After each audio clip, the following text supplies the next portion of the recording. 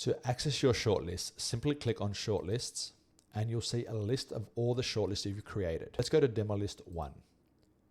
Now within a shortlist, you get a very similar view to the price list that you were looking at earlier. You can see all the same data points. There are a few extra though. You can add the quantity you wish to purchase of each one. You can also see a summary form at the top in real time. And then you can also download the purchase order as an Excel so you can send it right to your supplier.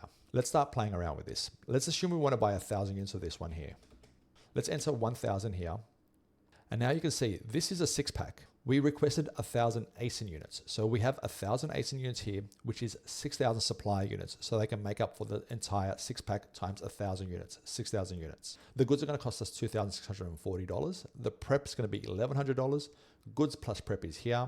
And then you can see a projection of the Amazon fees, the revenue, the profit, the margin, the ROI, and your net return. We can continue adding quantities and the order will start forming. Let's assume we're going to buy another 1,000 of these.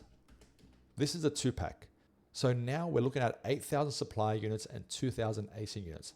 Those are the cost of goods, the goods plus prep, and all the other details. It's important to buy the quantity that makes sense for you along with your purchasing needs. I'm going to go ahead and fill this out and I'm going to download it as a purchase order.